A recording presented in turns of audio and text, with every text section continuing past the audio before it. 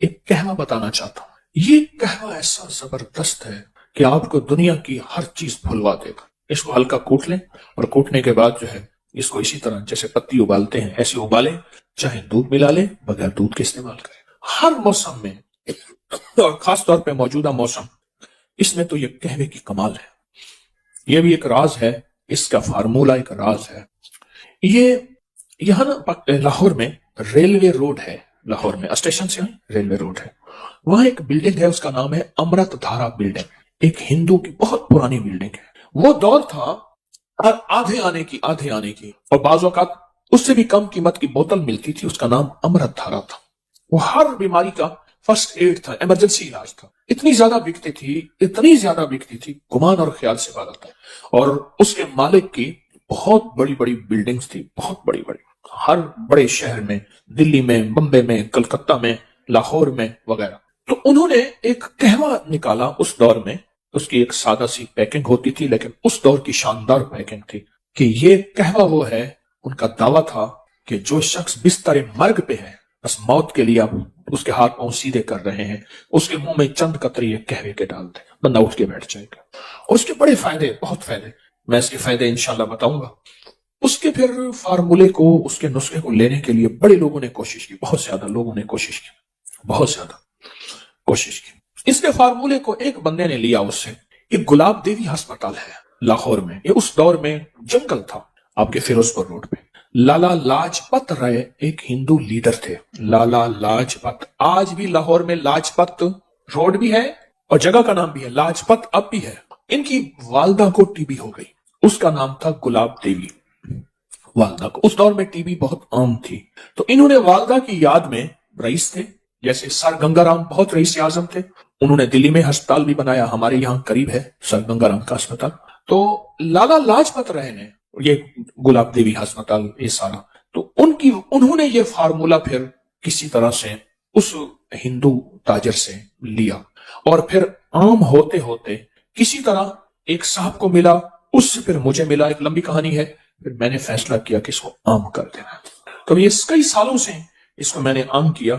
یہ مجھے جہاں تک یاد ہے، میں نے اس کو جو عام کیا تھا وہ غالباً 1988 میں، کیونکہ مجھے 1988 میں اس کی تحریر کا ریکارڈ غالباً مل جائے گا جو میں نے لکھا تھا. 88 کو کتنے سال ہو گئے؟ 36 سال ہو گئے. تو یہ 36 سال سے تو میرے تجربات میں آ رہا. اگر میرا حافظہ ٹھیک کام کر رہا تو میں بھول نہیں رہا، تو 1988 میں میں نے اس کو لکھا تھا. اس کے فائدے، اس کے تجربے، اس کی بہت زیادہ، ہاں کتاب میں بھی ہے یہ. تو میں چاہ رہا ہوں یہ نیٹ پہ ڈال دیں، اللہ کی مخلوق کو فائدہ ہوگا. یہ دونوں ورقے ہی ڈال دیں، سارے یہ ڈال دیں اسی قہوے کے نام سے. تو یہ میں چاہتا ہوں کہ اسے اپنی دسترخوان کی زینت بنائیں. اس کے فائدے بتانا شروع ہو گیا نا تو پھر آپ مجھے قہوہ بنا لیں گے. ہمارے ایک بزرگ تھے، میں ایک دفعہ گیا تو میں ان سے محبت کرتا تھا. 96 سال کی عمر میں فوت ہو. حکیم آ رہا ہو، پیر، مجھے ہٹاؤ، مجھے گھول کے کھا جائے گا، مجھے گھول کے کھا جائے گا، ایسی بولتے تھے، اللہ والے تھے. یہ بہت عجب قہوہ ہے، بہت عجب قہوہ. اور لاکھوں لوگوں نے اس کو استعمال کیا.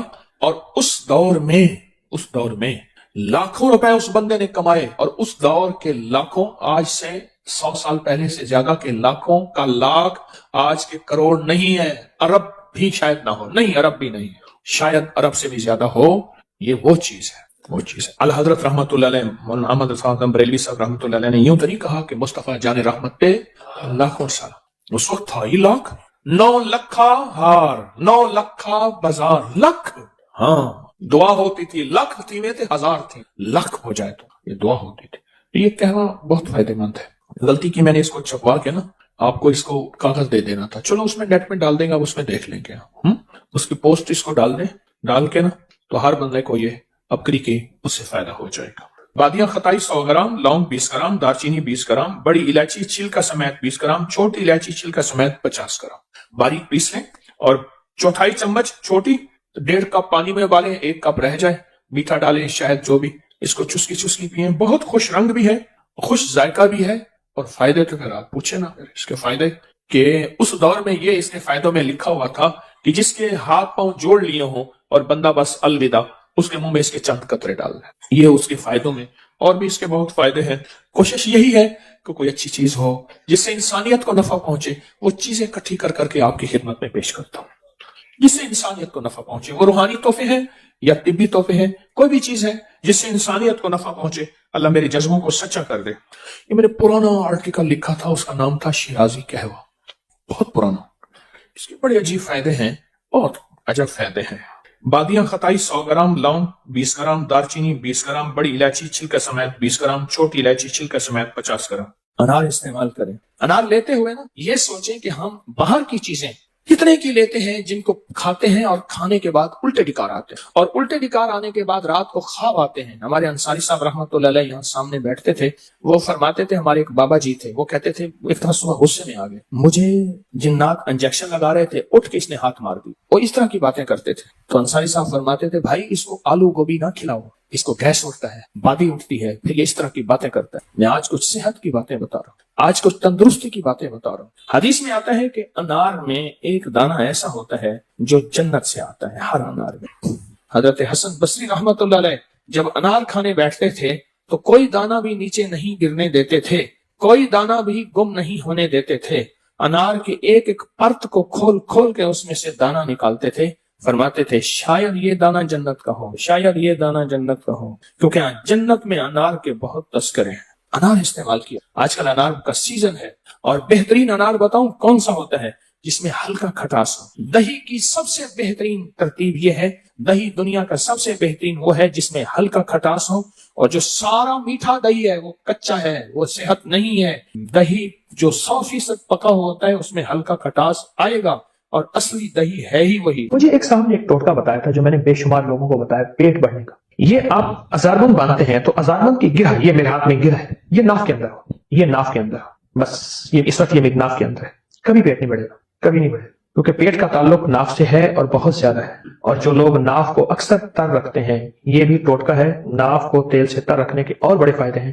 ایک فائدہ یہ بھی ہے کہ پیٹ نہیں بڑھنے دیتے. ناف کو تیل سے تر رکھیں، بہترین زندگی، صحت مند زندگی. چھوٹی چھوٹی چیزیں بتا رہا ہوں آپ کو، اور میں آپ کو ایسی چیزیں بتا رہا ہوں جس میں آپ کی زندگی میں مشکلات مسائل نہیں ہیں، الجھنے نہیں. آپ کی زندگی بالکل صحت مند زندگی، بہت صحت مند زندگی. یہ چھوٹے سے ٹوٹکے ہیں. ایک قہوہ بتانا چاہوں گا جس میں میں چاہوں گا کہ آپ وہ اپنی قہوہ اپنی دسترخوان کی زینت بنائیں، اور وہ قہوہ میں چاہوں گا کہ آپ ضرور استعمال کریں. اس کے میں نے بہت فائدے دیکھے ہیں، چند فائدے بتاتا بھی ہوں، قہوے کی ترکیب بھی بتاتا ہوں، اور چند فائدے بھی اس کے بتاتا ہوں. یہ قہوہ آپ کھانے سے پہلے، کھانے کے درمیان، کھانے کے بعد، اس کا تعلق ایسے کھانے سے نہیں ہے. دن میں 2-3 دفعہ یہ قہوہ پیے، چسکی چسکی چسکی چسکی، گھونٹ گھونٹ نہیں. آپ یہ قہوہ گھونٹ گھونٹ نہیں، چسکی چسکی یہ قہوہ پیے. جب یہ قہوہ پیئیں گے آپ، کچھ ہی دنوں کے بعد آپ کے جسم میں ایک تبدیلی ہے، اور اس قہوے سے جو بیماریاں جاتی ہیں وہ بیماریاں ذرا آپ غور سے سنتے چلے جائیں اور سمجھتے چلے جائیں. اس بیماریوں میں آپ توجہ کرتے چلے. موٹاپے کا تو دشمن ہے یہ قہوہ، کولیسٹرول کا، چربی کا، یوریا اور یورک ایسڈ جو بڑھ گیا ہو اور کہتے ہیں دنیا کی کسی دوا سے نہیں جاتا، اس کا یہ بہترین علاج ہے. یورک ایسڈ کا، موٹاپے کا، جسمانی کمزوری کا، اعصابی کمزوری کا، یہ بہت ہی بے مثال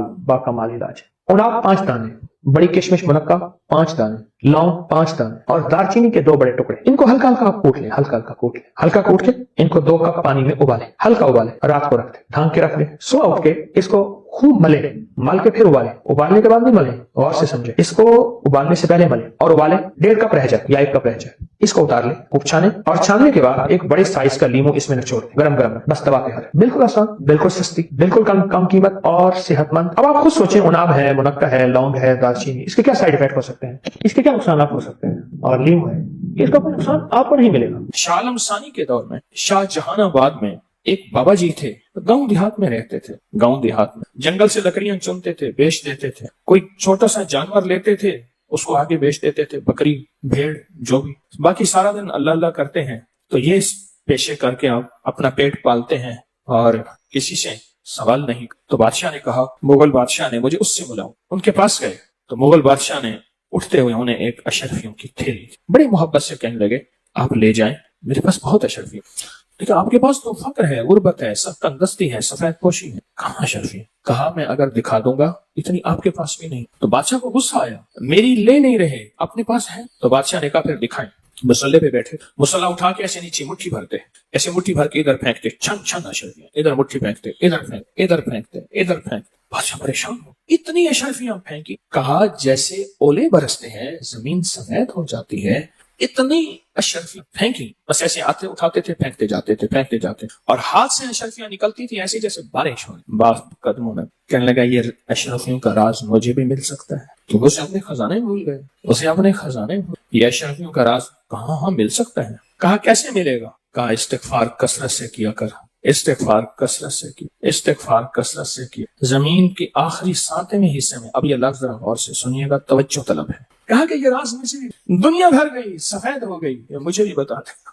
का इस्तिगफार कर। फरमाया जब तो इस्तिगफार करेगा, अब सुने जो लफ्ज कहने लगा हूं, अल्लाह 7 जमीन के नीचे के जो खजाने हैं वो पहली जमीन पे ले आए, नीचे से ऊपर अल्लाह पहली जमीन पे ले आएगा। और जब तू इस्तिगफार को कसरत से करेगा, अल्लाह जमीन के ऊपर खजाने आते जाएंगे, आते जाएंगे, आते जाएंगे। फिर फरमाया 2 शक्लों में तुझे खजाने मिलेंगे, या खजाना अपनी असली हालत में मिलेगा, या अल्लाह तेरे कारोबार में, तेरे रिस्क में, तेरी इज्जत में, तेरी सेहत में, तेरी बरकत में, तेरी अता में अल्लाह खजानों के दरवाजे खोल। वलिल्लाहि खज़ाइनुस समावाति वल अर्श, अल्लाह खजानों के दरवाजे खोल। इस्तिगफार कर।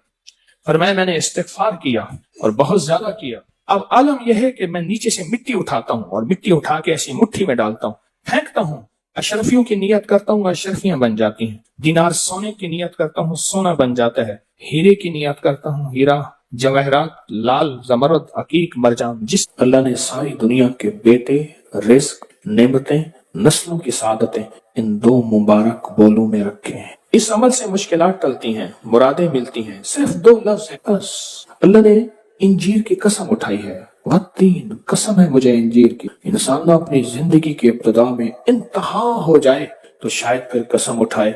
अल्लाह ने कसम उठाई है, मुझे कसम है इंजीर की, मुझे कसम है जैतून की कसम। फुक़हा, मुहद्दिसीन, सालिहीन, औलिया जिन पे अल्लाह ने अपने रूहानी उलूम खोले हैं, वो फरमाते हैं ये वो अमल है जिस अमल की बरकत से, ये वो आयत है जिस आयत की बरकत से अल्लाह बेटे देता है, नेमतें देता है, रिस्क देता है। और ये वो अमल है, मैं अमल अभी करवाऊंगा, ये वो अमल है जिस अमल के करने से कभी हाथ खाली नहीं होते, कभी झोलियां खाली नहीं होती। बस झोलियां खाली से मुराद औलादें, रिस्क, दौलतें, नेमतें।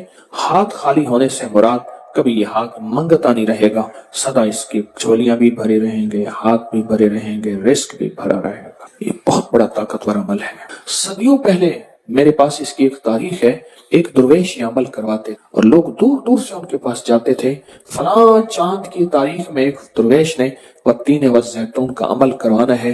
दुनिया दूर दूर से जाती थी और उस अमल में शामिल होती थी। और जो अमल में शामिल होता था वो अपनी वसीयतों में लिखता था, या वसीयतें करता था, या जाते हुए कहता था, बेटा कभी परेशान न होना, मैं फलां दुर्वेश के यहाँ वत्तीन व जैतून का अमल करके आया हूँ। अल्लाह तुम्हें पालता भी रहेगा, देता भी रहेगा, रिस्क भी, नेमते भी, बेटे भी, इंशाअल्लाह। वो वसीयतें करता था बकायदा। इतना ताकतवर ये अमल है। और ये 2 खजाने हैं, उसकी मुट्ठियां कभी खाली नहीं रहती, उसके हाथ कभी खाली नहीं रहते। पुरसुकून होकर अपने दोनों हाथों की मुट्ठियां बंद करके गोद में सामने रखेंगे। मुट्ठियों का रुख आसमान की तरफ होगा, आसमान की तरफ रखेंगे। उंगलियों का रुख, मुट्ठियां बंद होंगी और आसमान की तरफ होगा। जैसे दुआ के दोनों हाथ आसमान की तरफ होते हैं खुले, इस तरह दुआ के ये बंद हाथ आसमान की तरफ होगा। मैंने आपके साथ पढ़ना है, आपने मेरे साथ पढ़ना है। वत्तीन व जैतून, फिर अंगूठा खोल देना है, फिर पढ़ना है, फिर दूसरी उंगली खोल देनी है, फिर पढ़ना है, फिर तीसरी उंगली खोल देनी है, फिर पढ़ना है, फिर चौथी उंगली खोल देनी है, फिर पढ़ना है, फिर 5वीं उंगली खोल देनी है, फिर पढ़ना है 6ठी उंगली, 7वीं, 8वीं, 9वीं और 10वीं। ठीक है, याद हो गया?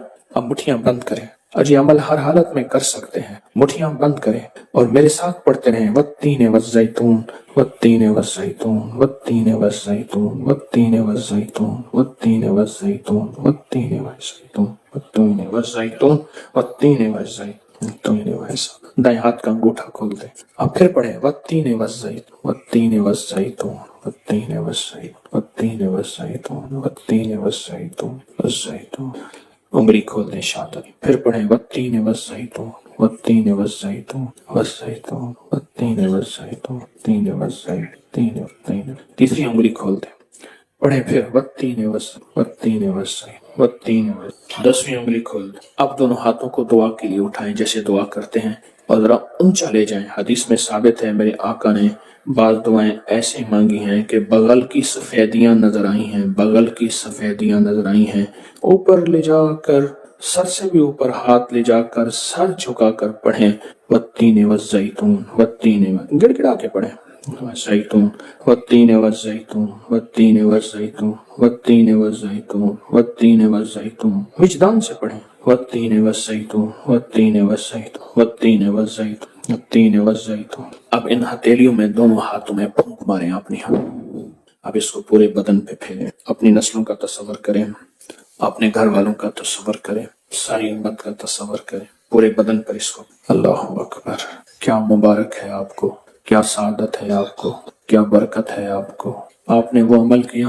दरवेश करवाते थे साल में एक दफा, और मंजिलें मारते मारते लोग इस अमल को करने जाते थे, और जाते हुए इस दुनिया से जाते हुए वसीयत नसीहा करते थे और अपने घर वालों को तसल्लियां देते थे कि देखो ख्याल करना, तुम परेशान ना होना, हमने वत्तीन वज़्ज़ैतून का अमल किया है।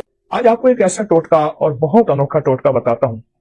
यकीन जानिए, मैं नहीं कहता कहीं नहीं सोचा होगा, कहीं नहीं पढ़ा होगा, कहीं नहीं सुना होगा, लेकिन शायद आपको ये बात बहुत कम मिली हो। देखिए, हमारे जिस्म में हाथ की कितनी हैसियत है और फिर हाथ में अंगूठी की कितनी ताकत है। ये उन लोगों से पूछें जिनको हादसाती तौर पे उनके अंगूठे कट जाते हैं। पहले बतौर सजा नवाब, बादशाह, राजे, महाराजे या पुरानी तारीख में बतौर सजा अंगूठा काट दिया जाता था, और जिसका अंगूठा कट जाता है उसका आधा हाथ माजूर हो जाता है, उसका जिस्म माजूर हो जाता है। 4 उंगलियों की ताकत एक तरफ, एक अंगूठी की कुवत एक तरफ, एक अंगूठी की कुवत एक तरफ। और आप देखें कि अंगूठा ही लगाया जाता है, उंगली नहीं लगाई जाती स्टाम्प पे निशानी के तौर पर। इस अंगूठे का हमारे जिस्म के साथ बहुत ज्यादा गहरा ताल्लुक है। जहां ये हाथ की कुवत है, जहां ये जिस्म की ताकत है, जहां ये आसाब की कुवत है, वहां इसका अगर हमें इस मशीन के अंदर के पुर्जों की समझ आ जाए, मैं अंगूठे को एक मशीन कहता हूं, अगर इसके पुर्जों की समझ आ जाए तो बड़ी बड़ी बीमारियां, बड़ी बड़ी तकलीफें हमसे दूर हो सकती हैं। आए आज हम इस अंगूठे कुछ राज खोलते हैं, और ऐसे ऐसे राज जो बहुत पोशीदा है। हमारी तिब की किताबों में, हमारी हिंदी तिब की किताबों में, यूनानी किताबों में, पुरानी हजारों सालों तारीखों में इस अंगूठे के राज छुपे हुए हैं। मैं चंद राज आपको इस अंगूठे के बताता हूं। कभी भी अगर आपका गला खराब है, आवाज बंद है, टॉन्सिल्स हो गए हैं और डॉक्टर कहते हैं इसका